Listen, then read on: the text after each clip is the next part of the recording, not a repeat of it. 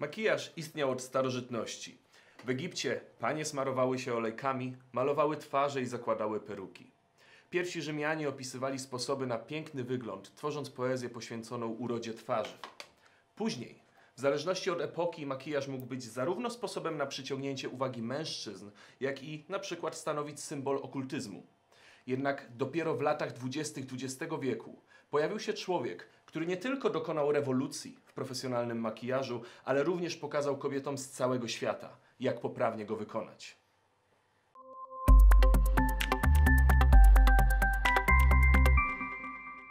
Maksymilian Faktorowicz urodził się w 1872 roku w Zduńskiej Woli. Pochodził z wielodzietnej rodziny żydowskiej i ze względu na czasy, w jakich przyszło mu dorastać, status społeczny jego rodziny zdecydowanie nie ułatwiał Polakowi życia. Faktorowicz za namową rodziców zdecydował się pójść do swojej pierwszej pracy już jako 14-latek.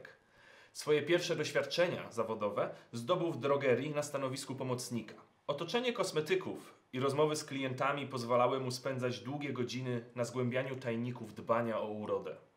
To tam po raz pierwszy zetknął się z ówczesną sztuką makijażu i sposobami na pielęgnację skóry. Faktorowicz mógł też bacznie przyglądać się samej pracy właściciela sklepu i w ten sposób poszerzał swoje horyzonty i uczył się sztuki samego makijażu, który z tygodnia na tydzień coraz bardziej go fascynował. W oparciu o zdobyte doświadczenie młody Faktorowicz wyruszył na podbój carskiego imperium. Za cel obrał sobie Moskwę, gdzie otworzył swój własny sklep z kosmetykami i perukami. Bardzo szybko okazało się, że Faktorowicz ma zadatki nie tylko na przedsiębiorcę, ale też na charakteryzatora. Najlepiej mogli się o tym przekonać aktorzy z carskiego teatru imperialnego, podczas gdy przygotowywał ich do wyjścia na scenę. Wieść o niesamowitych zdolnościach polskiego mistrza wizażu rozeszła się wyjątkowo szybko. Taki obrót spraw przyniósł mu sławę i pieniądze. A z jego usług korzystały największe rosyjskie nazwiska, jak na przykład znani z podręczników do historii Aleksander Romanow czy Mikołaj II. Jednak Maksymilian nie zagrzał długo miejsca w Rosji. Mogłoby się wydawać, że w pewnym momencie życia zdolny wizażysta miał wszystko, czego zapragnął. Żona, którą kochał nad życie, zawód, który sprawiał mu przyjemność, ale nawet w takich momentach jego status społeczny potrafił odbić się echem. Polityka tamtych czasów zdecydowanie nie była przychylna Żydom, a ruchy antysemickie nie pozwalały na dostatnie życie. W poszukiwaniu spokoju Faktorowicz zdecydował się na wyjazd z żoną do Stanów Zjednoczonych. Tam rozpoczął nowy rozdział w życiu od zmiany imienia i nazwiska. Z Maksymilian Faktorowicz na Max Factor. Brzmi znajomo? No właśnie, bo nowe personalia naukowca znane są dzisiaj jako jedna z najpotężniejszych firm z branży kosmetycznej. Po pewnym czasie, już za wielką wodą, Maksymilianowi udało się otworzyć firmę kosmetyczną oraz salon fryzjerski w Los Angeles. Przechadzając się po mieście w interesach, podobno uwielbiał obserwować aktorów pracujących na planach zdjęciowych.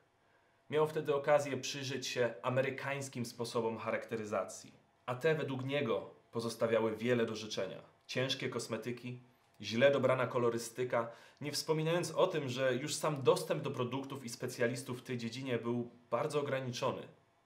Do malowania ust używano tępej pomady, a zaczerwienienia zakrywano podkładem w sztywcie.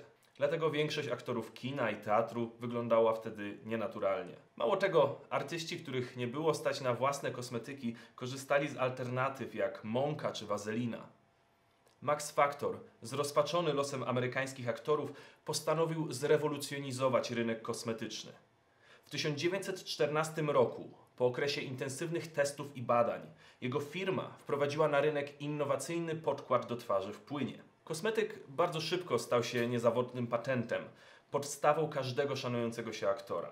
Zresztą to właśnie taka forma podkładu jest dzisiaj najpopularniejsza. Nie dość, że produkt miał nowoczesną formułę, to jeszcze występował w aż 12 odcieniach. Nowatorska linia kosmetyków była odpowiednio produkowana. To właśnie firma Max Factor jako pierwsza wymyśliła i opatentowała podkład w tubkach oraz szminki w sztywcie. Patrząc na dzisiejsze sklepowe półki, łatwo zauważyć, że była to prawdziwa rewolucja kosmetyczna.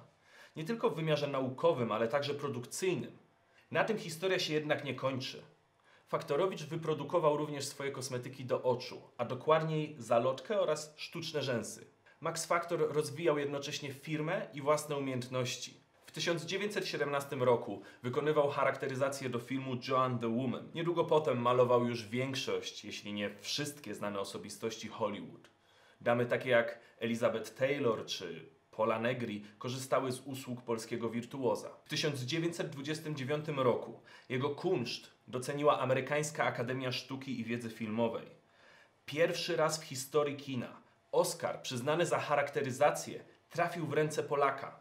Osiągnięcia w branży artystycznej wiele znaczyły dla polskiego przedsiębiorcy, jednak jego głównym celem było stworzenie fluidu, który będzie dostępny dla wszystkich kobiet. Kropka nad i w przeprowadzanej przez niego rewolucji. W 1920 roku linia kosmetyków o nazwie Society Makeup podbiła serca Amerykanek, a dalej kobiet na całym świecie. W międzyczasie, pracując nad nowymi liniami kosmetyków, Maksymilian stworzył kalibrator urody. Sprzęt, który służył do ustalania proporcji twarzy. Jednak ten wynalazek, w przeciwieństwie do make-upowego patentu, nie przetrwał próby czasu. Karierę Maksymiliana Faktorowicza przerwała jego nagła śmierć. Mężczyzna zginął w wypadku samochodowym w wieku 66 lat. Od tego momentu interesami w firmie zarządza jego syn, Francis, a firma Max Factor nadal jest jedną z najpopularniejszych marek kosmetycznych na światowym rynku. Trzeba przyznać, że to imponujące osiągnięcie i pomimo zmiany właściciela, marka dba o wypracowaną przez dziesiątki lat renomę i cały czas ulepsza swoje produkty. Chociaż Faktorowicz działał w nietypowej dziedzinie, był prawdziwym naukowcem i wynalazcą. Dzięki niemu makijaż stał się procesem złożonym z konkretnych kroków, zarówno po zakupie, przy faktycznym zastosowaniu, jak i na etapie produkcji. Opatentowany przez niego system nakładania makijażu, sposoby aplikacji oraz dystrybucji funkcjonują do dzisiaj. Na planach filmowych, w telewizji, teatrze, ale przede wszystkim codziennie rano, przed lustrami kobiet mieszkających we wszystkich częściach świata. To tyle na temat Maksymiliana Faktorowicza. Żeby poznać nasze rodzime wynalazki, zobaczcie pozostałe odcinki z serii Made in Poland.